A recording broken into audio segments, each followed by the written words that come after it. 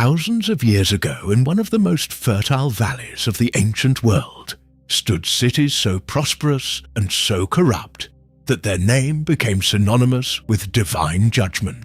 Sodom and Gomorrah were real places with real kings, real economies, and a population whose moral collapse unfolded gradually, long before the fire ever came. In this video, we will walk through their history, their society, the people connected to them, and the destruction that erased them from the map. We will also look at what modern archaeology has found buried beneath the ash. The cities of Sodom and Gomorrah stood in one of the most fertile valleys in the ancient world.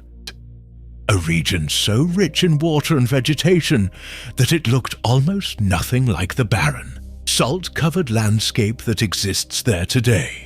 Thousands of years ago, the southern stretch of the Jordan Valley was green, irrigated, and alive. The Jordan River fed the lowlands generously, and the soil produced enough to sustain not just villages, but thriving urban centers. The Bible refers to this territory as the Kikar, a Hebrew word that means the plain or the disk, a reference to the circular shape of the valley floor when seen from the surrounding hills.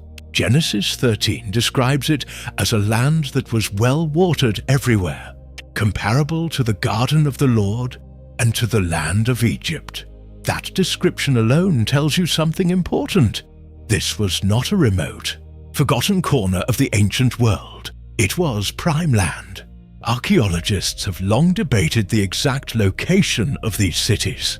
The site known as Tall El Hammam, in modern-day Jordan, near the northeastern shore of the Dead Sea, has emerged as one of the strongest candidates for Sodom.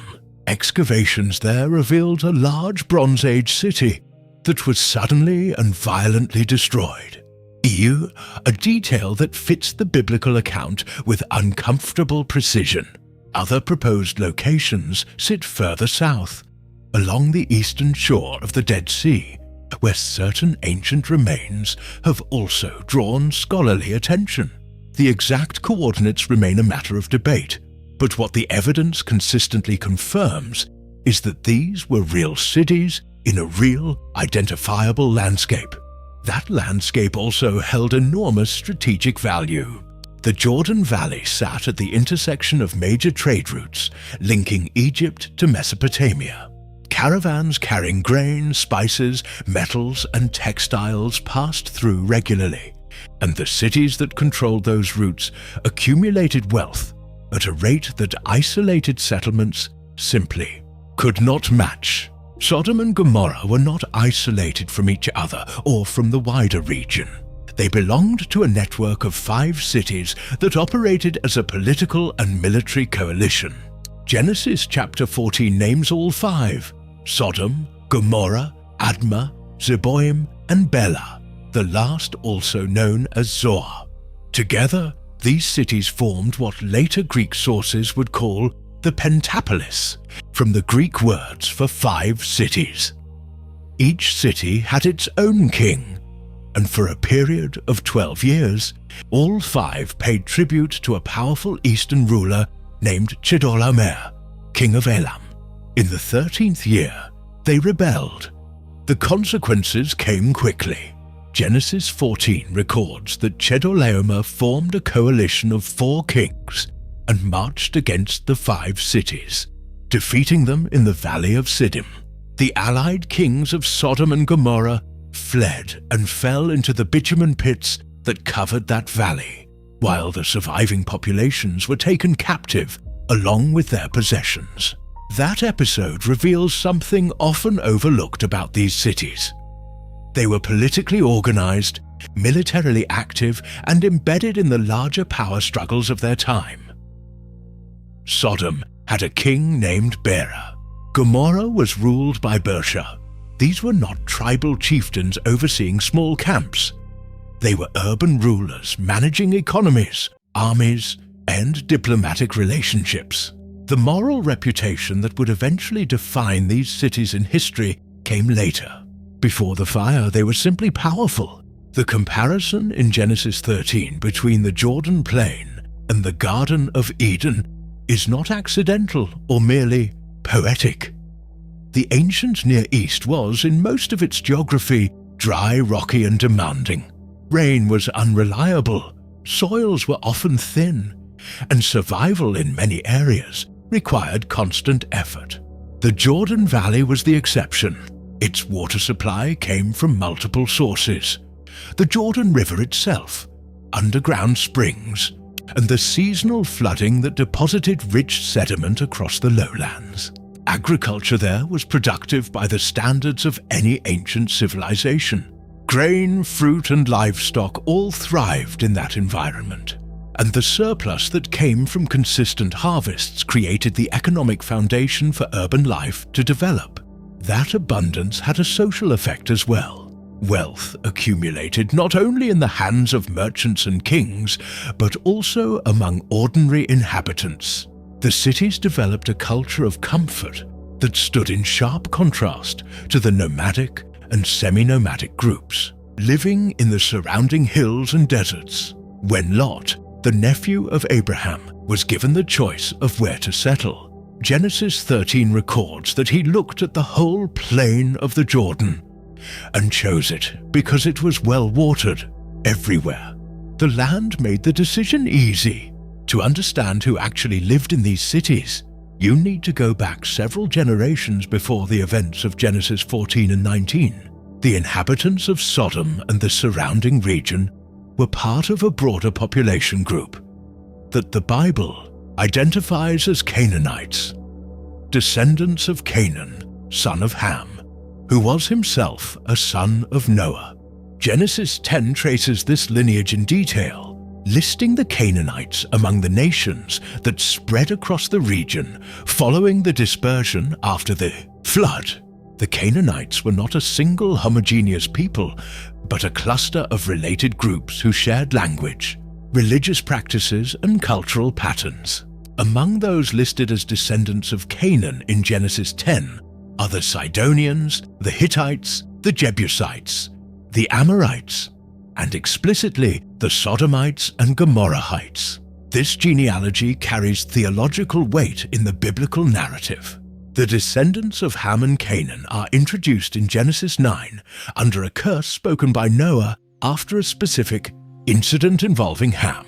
That curse: "Cursed be Canaan, a servant of servants shall he be to his brothers," echoes throughout the later biblical accounts involving Canaanite peoples, including the inhabitants of Sodom. The biblical writers were not simply recording history. They were drawing a line between the character of a people and the roots of that character. The kings mentioned in Genesis 14 are figures who appear briefly, but carry enough detail to sketch a picture of how these cities were governed. Bera, king of Sodom, and Bersha, king of Gomorrah, lead the coalition of 5 against the eastern invaders. Their names in Hebrew carry meanings that some scholars find significant. Bera has been interpreted as in evil, and Bersha as in wickedness, though whether these were their actual names or symbolic labels assigned by the biblical author remains a point of discussion. What is clear is that these kings operated within a system of vassalage and rebellion, typical of the ancient Near East. They submitted to stronger powers when forced, revolted when they judged the moment right, and formed alliances when survival demanded it.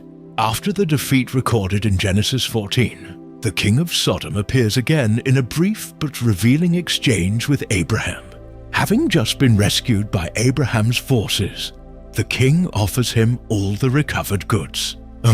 A gesture that looks generous but also positions the king as a figure trying to maintain influence, even in a moment of weakness. Abraham refuses the offer entirely, an act that the text frames as a deliberate choice to owe nothing to the ruler of Sodom. That small scene says a great deal. The king of Sodom was the kind of leader whose generosity came attached to expectations. The kind of man whose city, it seems, operated by rules that Abraham wanted no part of. Sodom was not poor.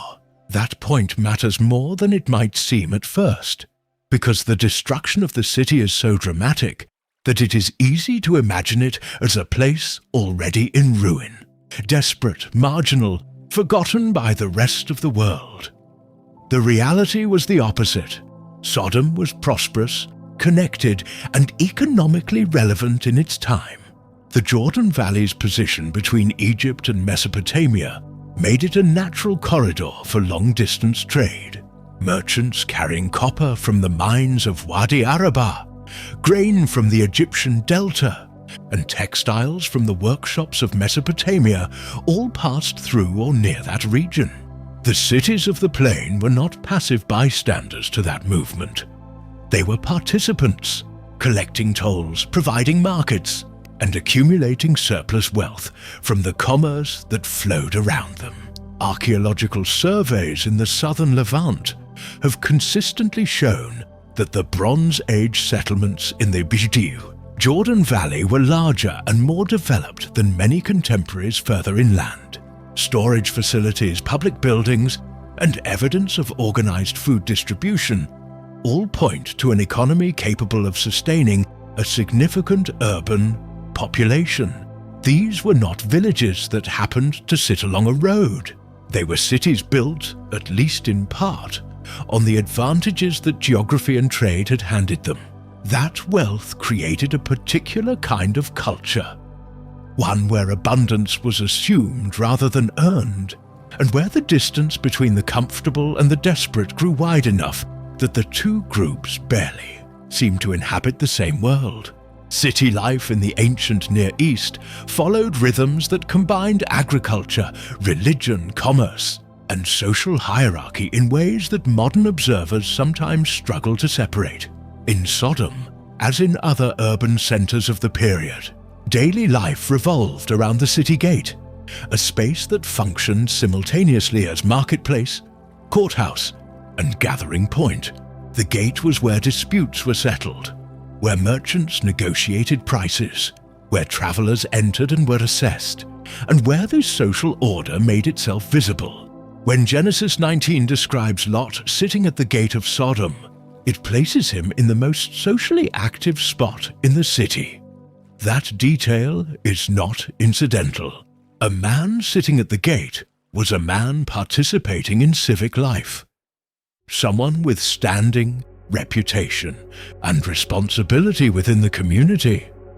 Feasts were central to the social fabric of these cities. Hospitality carried deep cultural weight throughout the ancient Near East, and Sodom was no exception, at least in its formal customs. Lot's immediate offer of shelter and food to the two strangers who arrived at the gate reflects a hospitality code that the wider culture recognized and expected.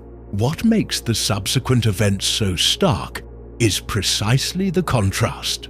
A city that maintained the surface rituals of hospitality while harboring a population willing to violate those same rituals the moment it suited them.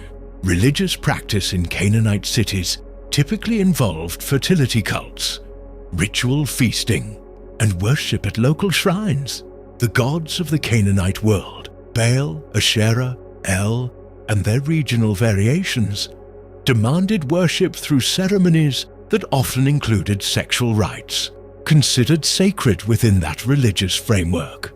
That context does not excuse what the biblical text describes, but it does help explain how certain behaviors became normalized within the social life of cities like Sodom. The popular understanding of Sodom reduces its sin to a single category.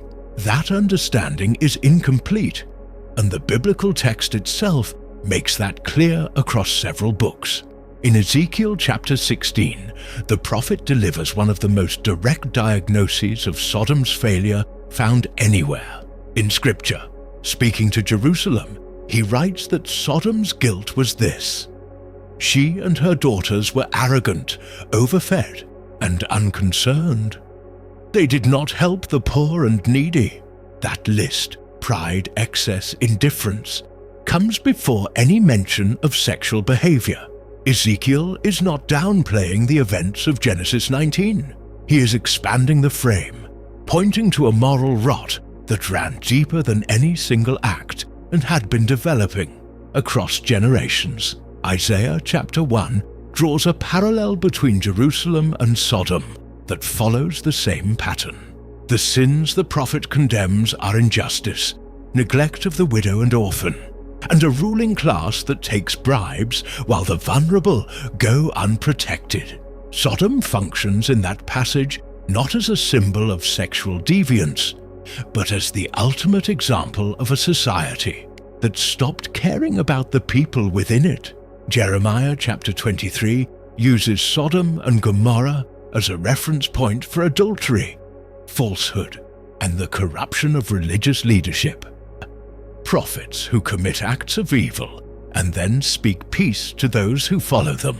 Taken together, these references build a picture of a city where multiple systems had failed simultaneously. Economic life had become extractive, religious practice had become corrupt, civic leadership had become predatory, and ordinary social bonds, the basic obligations people owe one another, had dissolved.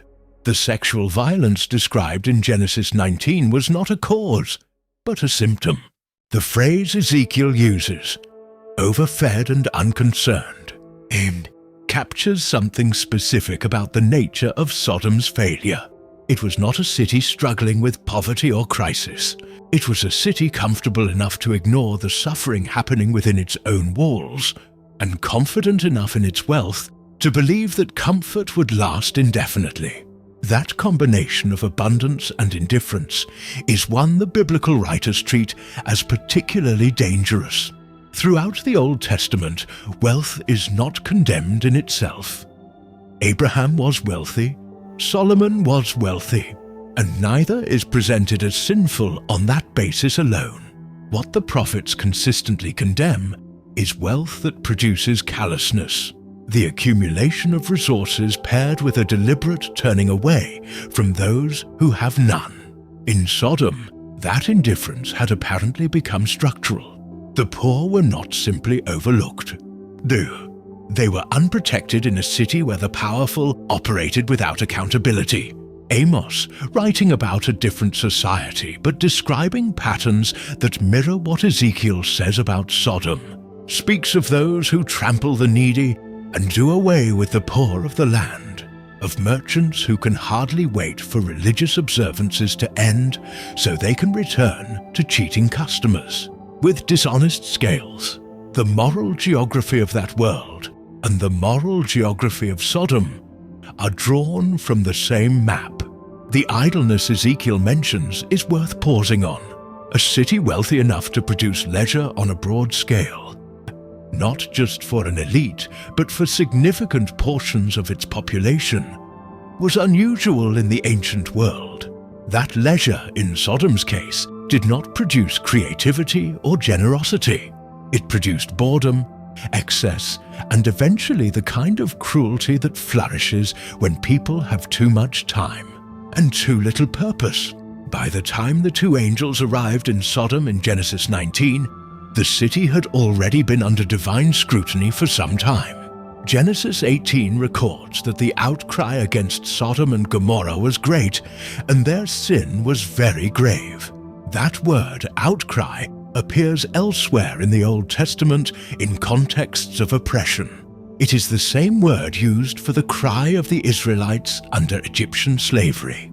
Someone, or many people, had been crying out from inside those cities. What Genesis 19 describes when the men of Sodom surround Lot's house is not simply a scene of sexual immorality. It is a scene of organized violence. The text says that all the men of the city, both young and old, every last one of them, came to the house and demanded that Lot bring the visitors out so that they could know them. A Hebrew expression that, in this context, refers unambiguously to sexual assault. This was not desire. It was domination, the use of sexual violence as an instrument of power over outsiders. That practice was not unknown in the ancient world.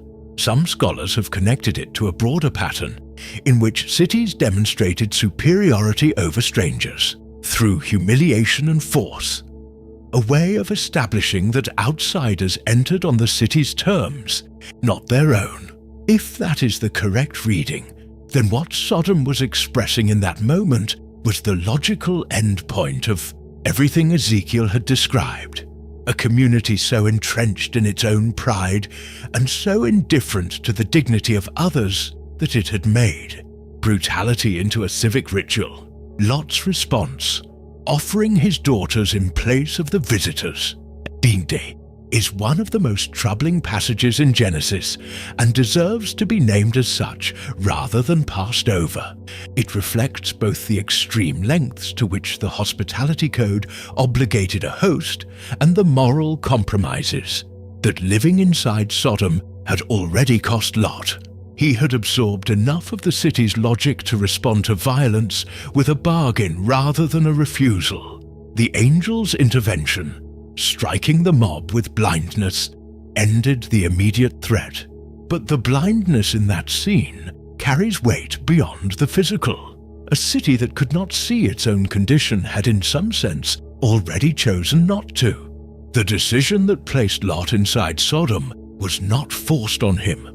It was his own, made freely, and made for reasons that had everything to do with what he could see, and very little to do with what he could not. Genesis 13 sets the scene.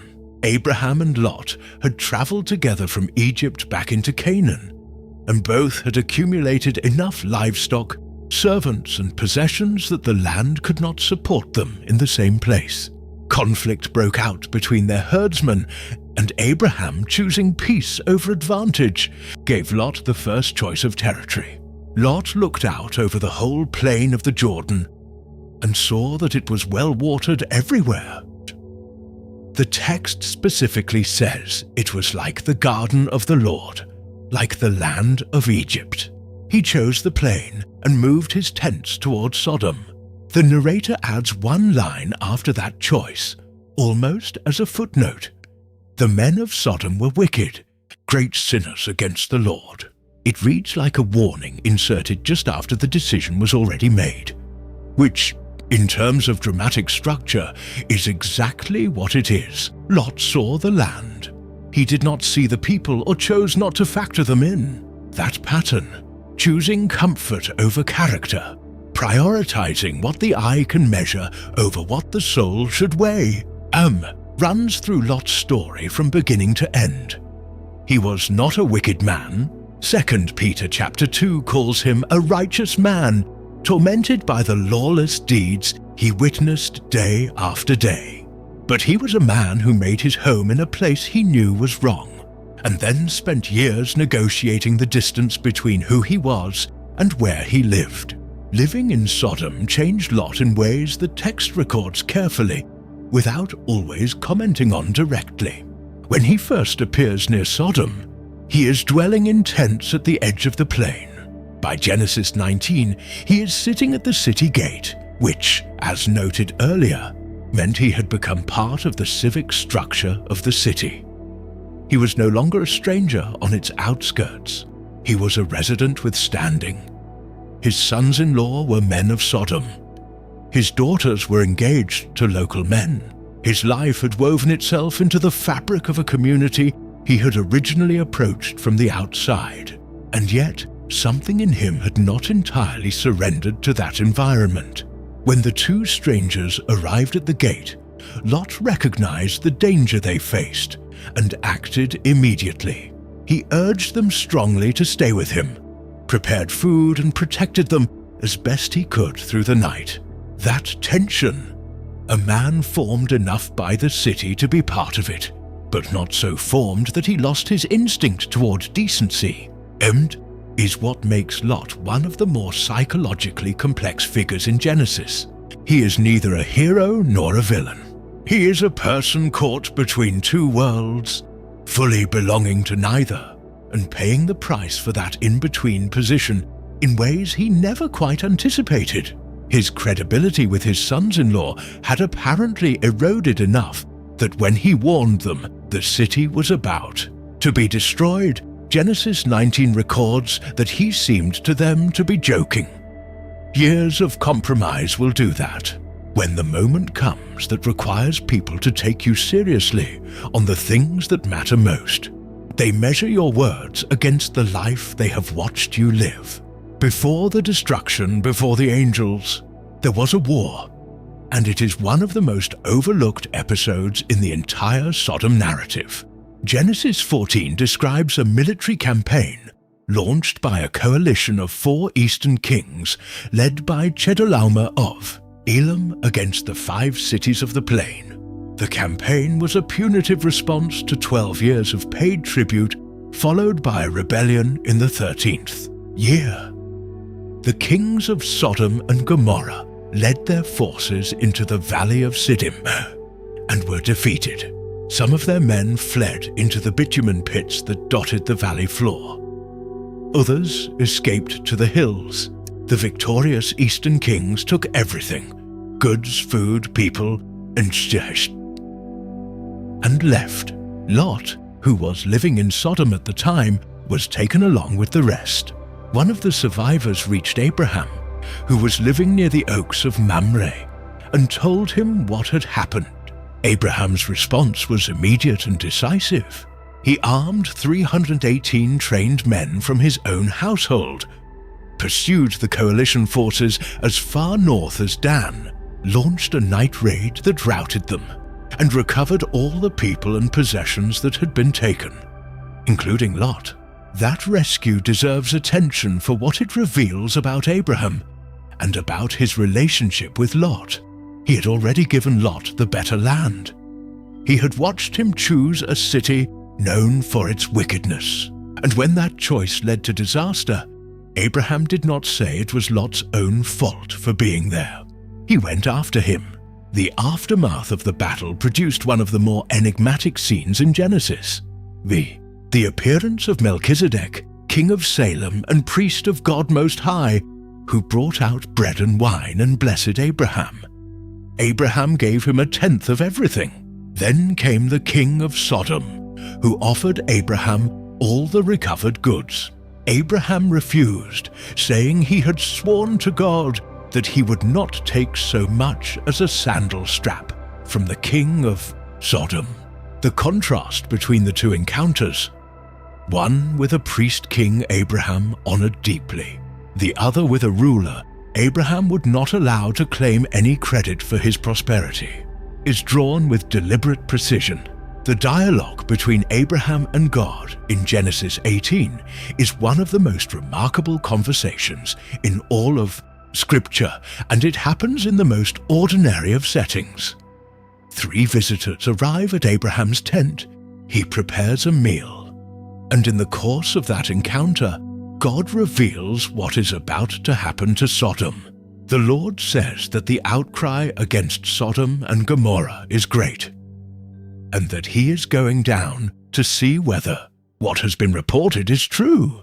At that point, Abraham steps forward and begins one of the most audacious negotiations in the Bible.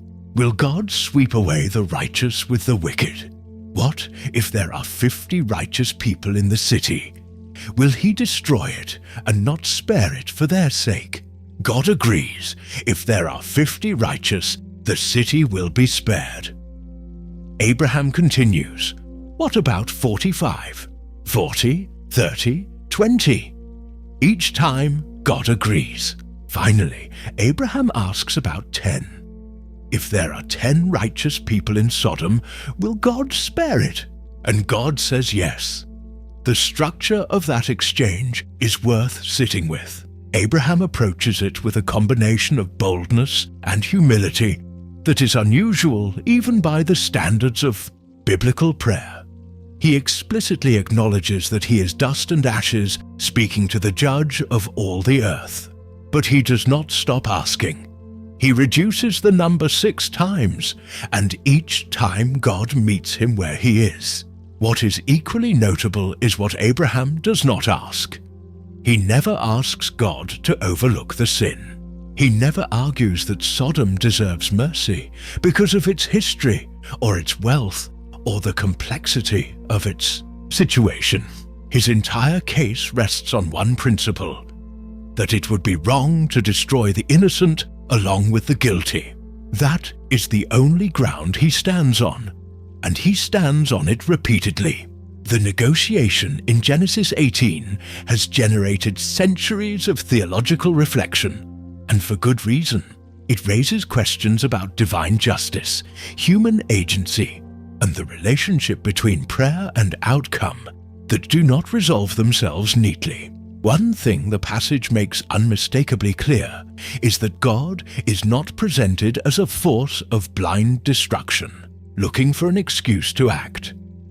He invites Abraham into the conversation. He tells him what is happening before it happens. He responds to each reduction in Abraham's number without impatience or irritation. The image that emerges is of a God who is genuinely concerned with justice rather than simply with punishment. A God who would spare an entire city, however corrupted, for the sake of 10 people who had not surrendered to that corruption. That 10 is the number that was not found.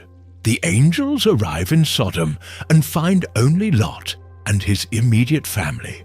4 people, and even they hesitate. The city had no 10. It had 1 man and his household, and that household had been shaped enough by Sodom that 2 of its members would not leave at all, and 1 would stop midway. There is something quietly devastating about the gap between Abraham's prayer and the reality the angels discovered. Abraham had interceded faithfully, starting high and working down with care. But Sodom had so thoroughly consumed its population that even the minimum, 10 people willing to live differently, was more than the city could produce. The destruction that followed was not arbitrary. It was, in a very precise sense, the natural conclusion of a society that had left itself no flaw. When Genesis 19 opens, 2 figures arrive at the gate of Sodom as evening falls. The text calls them angels, but the word in Hebrew, malachim, means messengers. And throughout Genesis 18 and 19, the line between divine messenger and divine presence itself is deliberately blurred. These were not minor figures dispatched on a routine errand. They had already appeared alongside God himself at Abraham's tent, and their arrival in Sodom carried the full weight of the verdict that was about to be delivered. Their mission had 2 distinct dimensions. The first was investigative, to confirm in person what the outcry against Sodom had already reported. Genesis 18 records God saying he would go down and see whether what had been done was as bad as the cry that had reached him. That language is worth pausing on. It does not imply ignorance. Throughout the Old Testament, when God is described as coming down to see, the action signals that a definitive moment of judgment is approaching. The same language appears before the confusion of languages at Babel. The investigation was not for God's benefit. It was the formal closing of a case that had already been building for a long time. The second dimension of the mission was salvific. Before the destruction came, Lot and his family had to be removed. That detail matters theologically. The angels were not sent merely to execute judgment. They were sent to ensure that the one righteous man in the city was not consumed along with it. The same concern Abraham had raised in his negotiation was built into the mission itself. Lot was sitting at the gate of Sodom when the 2 arrived. He saw them, rose to meet them, and bowed with his face to the ground, a gesture of deep respect that suggests he recognized on some level that these were not ordinary travelers. He urged them not to spend the night in the square, but to come to his house, wash their feet, and rest before continuing their journey.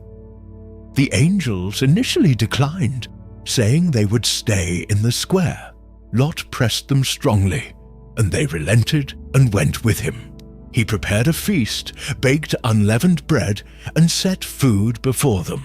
That scene of hospitality reads quietly against the background of what was about to happen outside. The contrast the text is building is not subtle.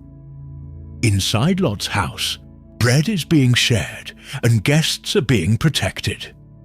Outside, the city was already gathering. The warmth of that meal and the violence waiting at the door occupied the same few paragraphs, and the juxtaposition is not accidental. It is the final image of what Sodom was, a place where decency had been reduced to one house, surrounded. Before the night was over, the men of Sodom had surrounded Lot's house. Genesis 19 is precise about this. All the men of the city, young and old, from every part of it, came and called out to Lot, demanding that he bring the visitors outside. The totality implied in that description. Every part of the city, every age, is one of the most chilling details in the narrative. There was no dissenting voice, no neighbor who stayed home, no younger man who hesitated. The entire male population of the city moved as one. Their demand was explicit. They wanted to assault the visitors. Lot stepped outside, closing the door behind him, and offered an alternative: his 2 daughters, who had not yet been married. It is an offer that shocks modern readers, and rightly so. Within the logic of ancient hospitality codes, a host bore absolute responsibility for the safety of anyone under his roof, and Lot was evidently willing to pay any price to honor that obligation. But the text does not endorse his offer. It records it, and the moral weight it carries is part of the portrait of what living in Sodom had cost him. The crowd refused. They told Lot he had come as a foreigner and now was trying to act as a judge over them. Then they pressed forward to break down the door. That moment, the city turning on the one man who had offered them a different way of operating, is the final confirmation of what Abraham's prayer had already implied. There were not even 10. At that point, the angels intervened, pulling Lot back inside and striking the men at the door with blindness. The Hebrew word used, sanvarim, appears only twice in the entire Old Testament. Here, and in 2 Kings chapter 6, when the prophet Elisha asks God to strike an Aramean army with the same affliction. What is striking about the blindness in Genesis 19 is what the men did after it fell on them. They did not scatter in fear or confusion. They did not interpret the sudden loss of sight as a warning and retreat. Instead, the text records that they wore themselves out trying to find the door. Blind, disoriented, unable to see, they kept pushing forward. The judgment had already begun. Their sight had been taken in, and they were still trying to complete what they had come to do. That detail is one of the most psychologically precise observations in the entire chapter. It describes a condition that goes beyond physical blindness, a compulsion so deep that even the removal of the capacity to act did not dissolve the will to act. The men of Sodom had reached a point where the corruption was no longer external to them. It had become who they were. The angels then told Lot to gather everyone he had in the city, sons-in-law, daughters, anyone belonging to him, because they were about to destroy the place.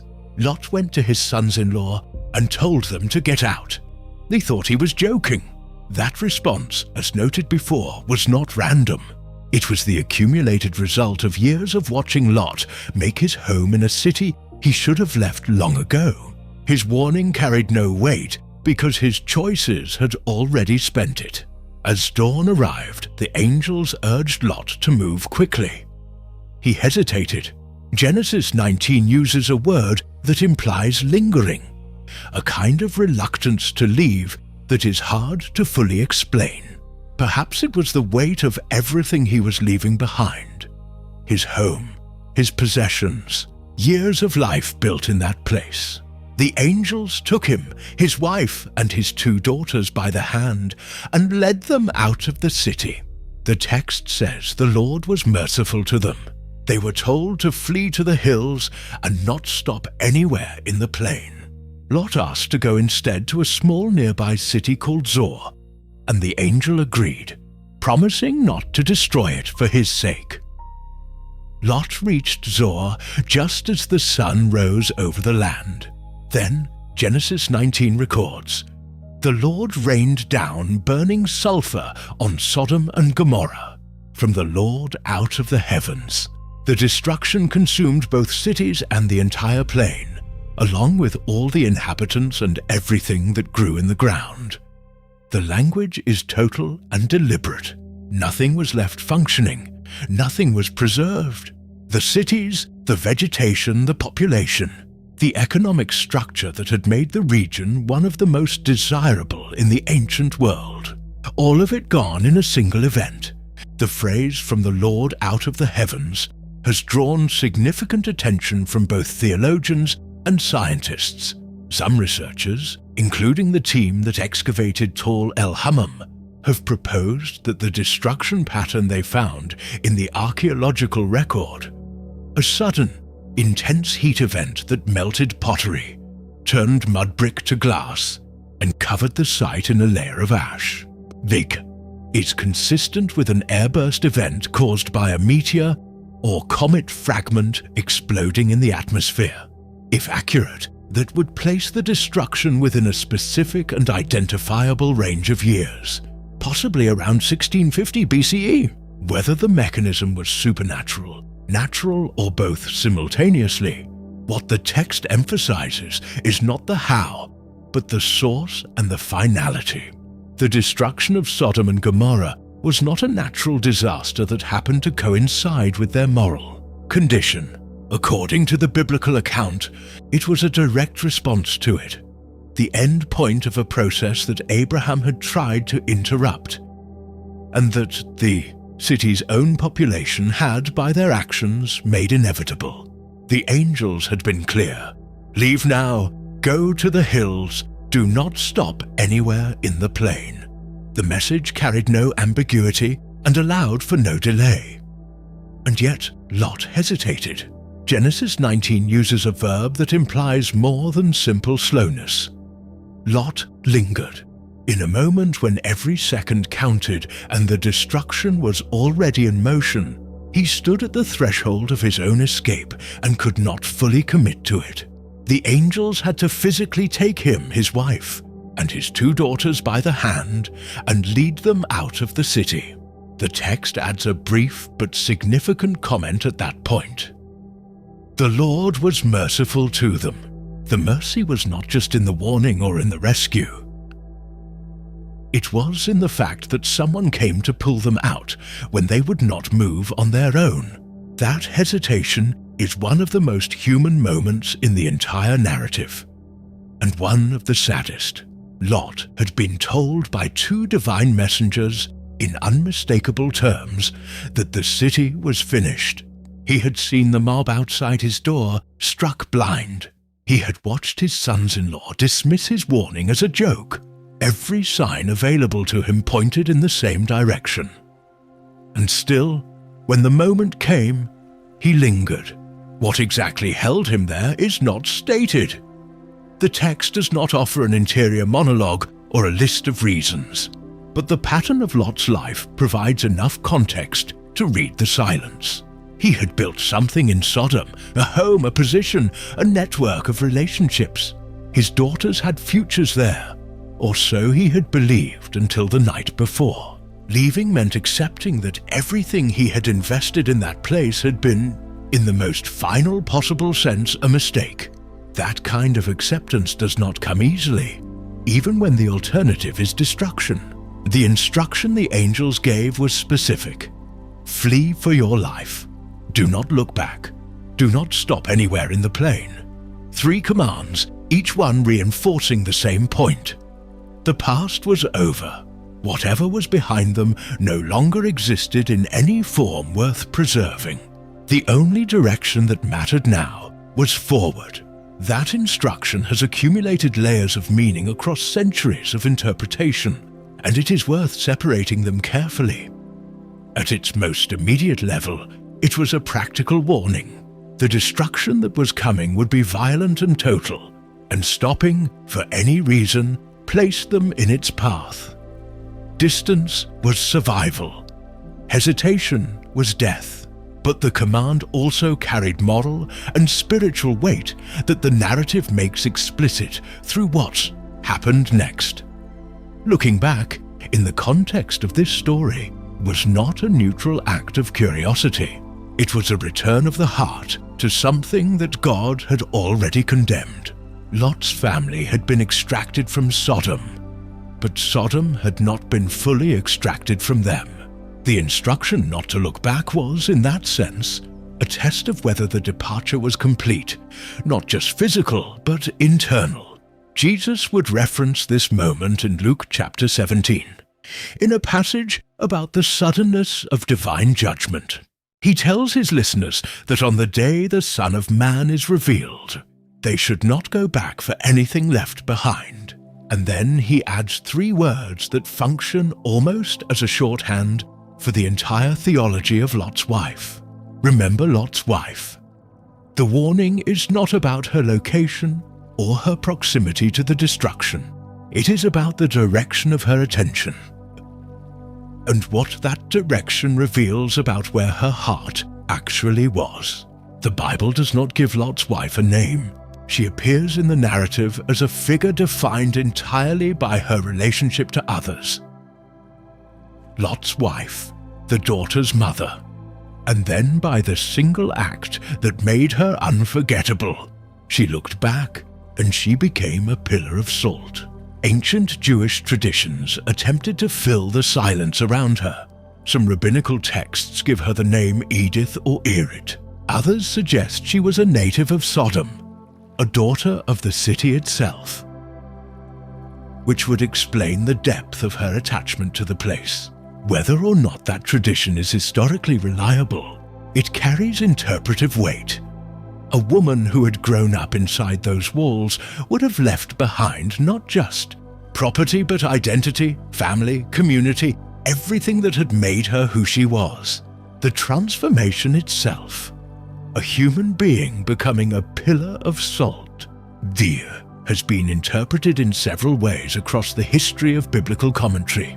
Salt in the ancient world was a powerful and ambiguous symbol.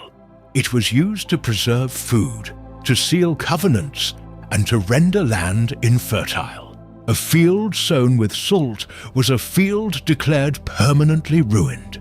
In that light, Lot's wife becoming salt reads as a form of preservation as judgment. She is fixed permanently in the act of turning back, frozen at the exact moment her loyalty to Sodom revealed itself.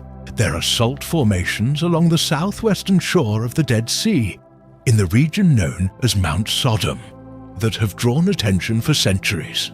Ancient travelers identified one particular formation as the remains of Lot's wife, and the identification persisted into late antiquity.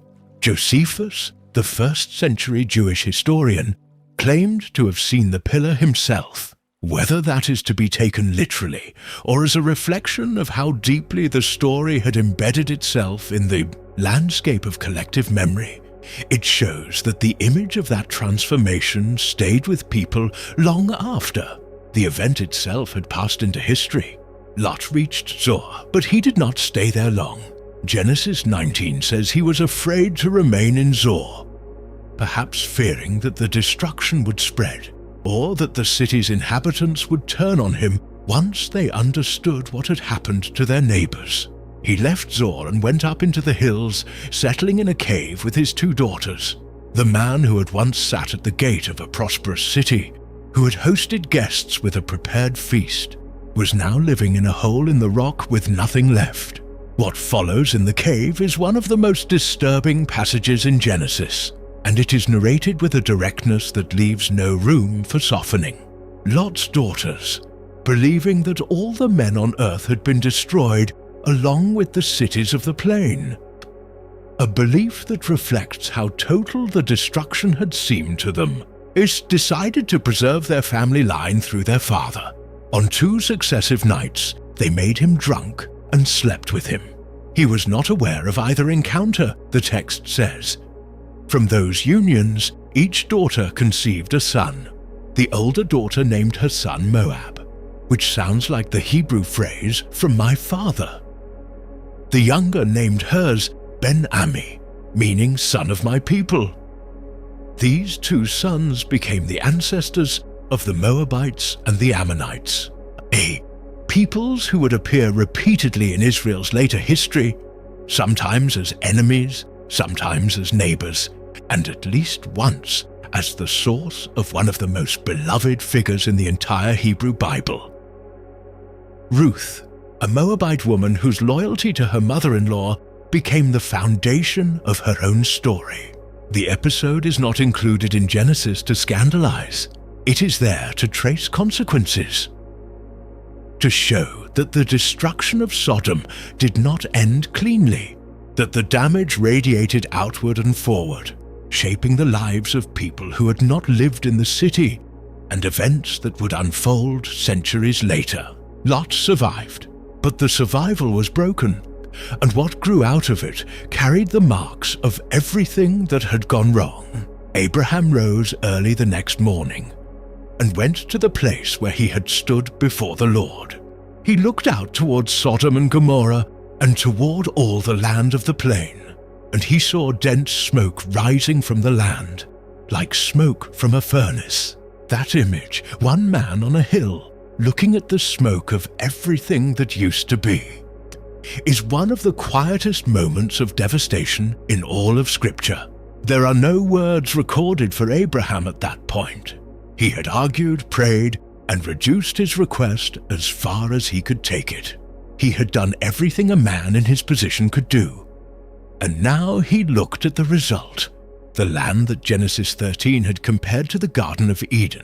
The well-watered plain that Lot had chosen because it looked so much like abundance was gone. The agricultural richness that had supported the Pentapolis for generations had been replaced by ash and ruin. The trade routes that had brought wealth to those cities would eventually reroute themselves around the destruction.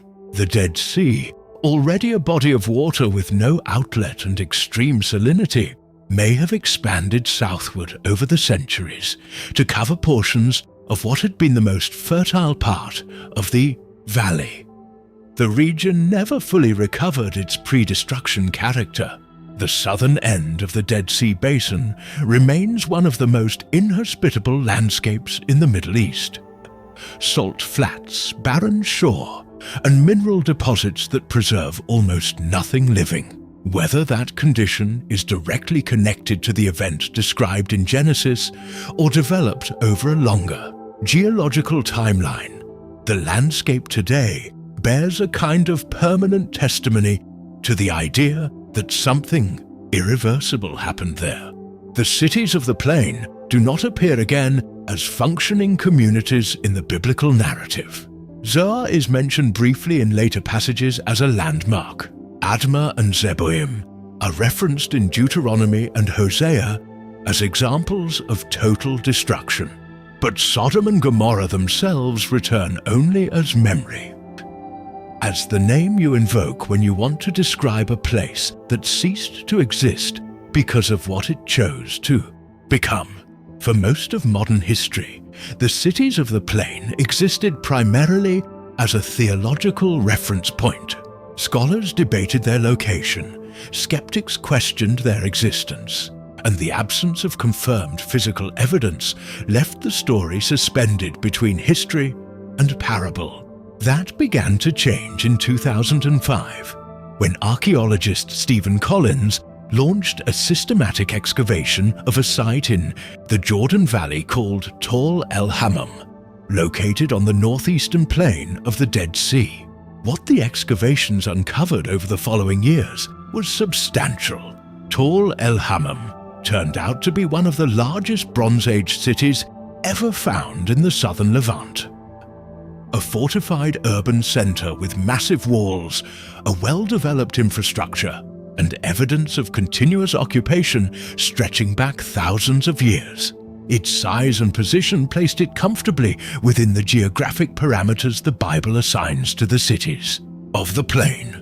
Collins and his team argued that the site matched the biblical description of Sodom more closely than any other candidate previously proposed. The city had not declined gradually.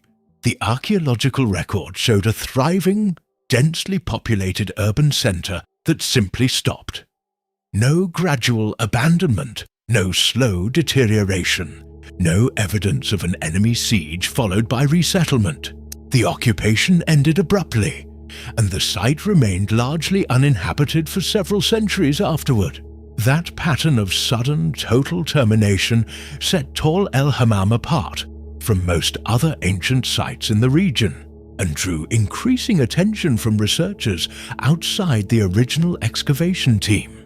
The most significant findings at Tall el-Hammam were not the walls, or the pottery, or the administrative buildings.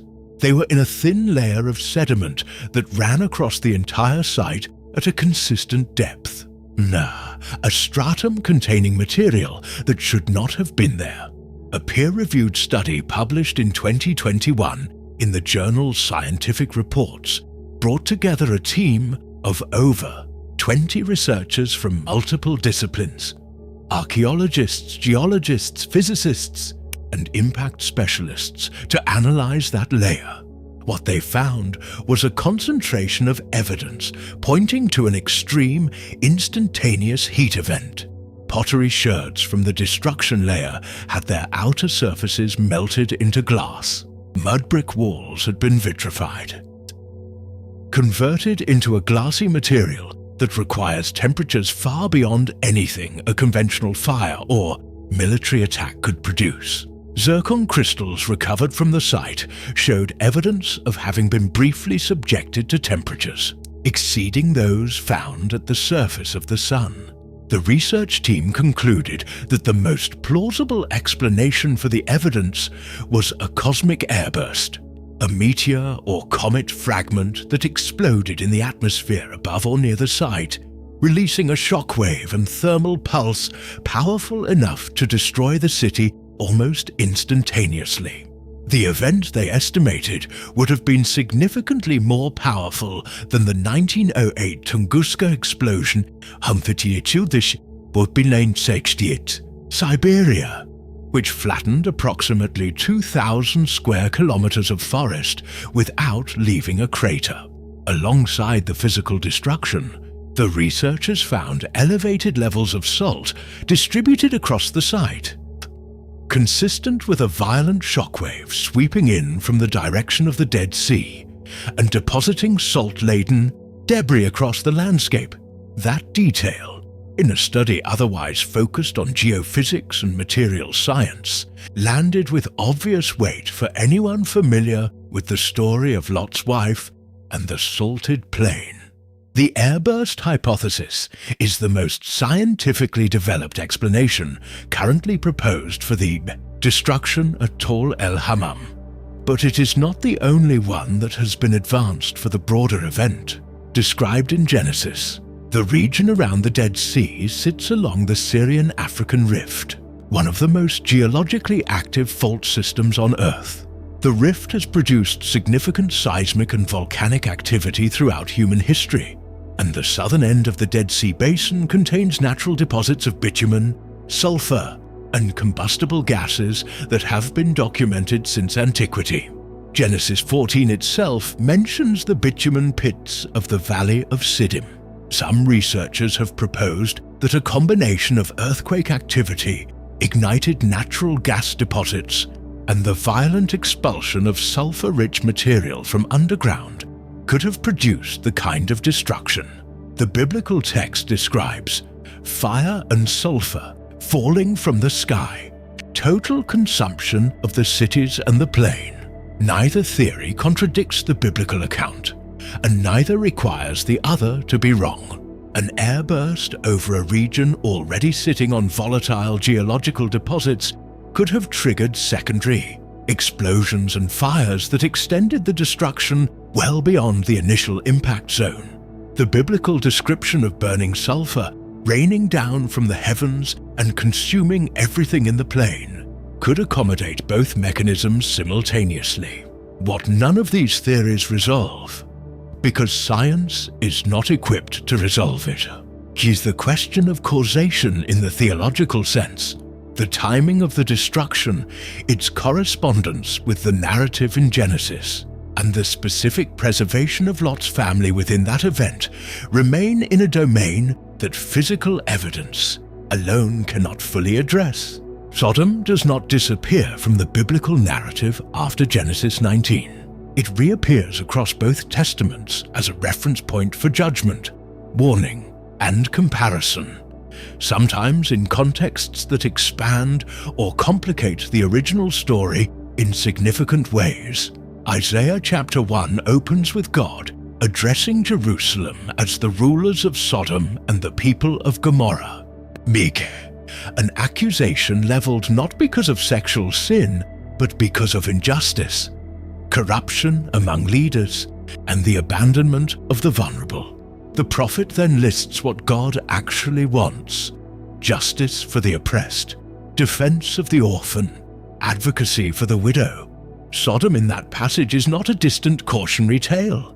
It is a mirror held up to the present. Jeremiah chapter 23 invokes Sodom and Gomorrah specifically in connection with false prophets. Religious leaders who commit evil and then reassure their followers that no harm will come. The comparison is deliberate. A society whose spiritual leadership is corrupt is, in Jeremiah's view, already walking the road those cities walked. Jesus mentions Sodom more than once, and his uses of the reference are instructive. In Matthew chapter 10, he tells his disciples that when they enter a town and are not welcomed, it will be more bearable on the day of judgment for Sodom and Gomorrah than for that town. The standard of comparison is hospitality. Specifically the refusal to receive those sent with a message of peace. In Luke chapter 17, he places the destruction of Sodom alongside Noah's flood as a model for the sudden, unannounced nature of future judgment. People were eating and drinking, buying and selling, planting and building. And then it happened. The warning is not about moral category, but about the danger of being entirely absorbed in the ordinary while the decisive moment approaches unnoticed. The letter of Jude, one of the shortest books in the New Testament, describes Sodom and Gomorrah and the surrounding cities as those who gave themselves up to sexual immorality and pursued unnatural desire, and says they serve as an example by undergoing a punishment of eternal fire. That framing returns the sexual dimension to the foreground and uses it explicitly as a warning for the present. The story of Sodom has been invoked so many times, in so many different contexts and by so many different voices, that it has accumulated meanings well beyond what any single reading can contain. That is not a weakness of the story. It is a measure of how much it addresses. At its historical core, Sodom is the account of a society that had every material advantage and used none of them well. It had fertile land, commercial wealth, urban organization, and access to the wider world of its time. It produced, by the account the Bible gives across multiple books, a culture of pride, indifference, violence, and exploitation, and then defended that culture with collective force when it was challenged. The destruction was not the beginning of its failure. The destruction was the end of a process that had been running for a long time before the fire came. That pattern is not difficult to recognize in later history, and the biblical writers clearly intended it to be recognizable. Every generation that has read this story has found in it something that looked familiar. Not because the details match perfectly, but because the underlying dynamic does. Abundance without responsibility, power without accountability. A community that turns on the stranger, the poor, and the different, and calls that turning a form of self-preservation. What makes the story irreducible to a single lesson is that it contains characters who responded to the same environment in different ways. Abraham interceded. Lot hesitated but ultimately left. His wife looked back. His sons-in-law laughed. The city surrounded the house. None of those responses was inevitable, and the text does not suggest otherwise. The people of Sodom were not destroyed because they were incapable of something different. They were destroyed because given every opportunity to choose differently, they did not. That is, perhaps, the weight that has kept this story alive across 4,000 years of human memory. It is not comfortable. It does not resolve into a simple moral that can be filed away and forgotten. It asks quietly and persistently what a city becomes when it decides that its own comfort matters more than everything else. And what happens when that decision is finally, irreversibly, complete. If this video added something to the way you understand this story, its geography, its people, its consequences, and its weight, consider sharing it with someone who would find it valuable. These are stories that deserve to be heard beyond the people who already know them. And if you want to keep going deeper into the world of the Bible, the histories, the characters, the archaeology, and the questions that still do not have easy answers, subscribe to the channel. There is much more ahead.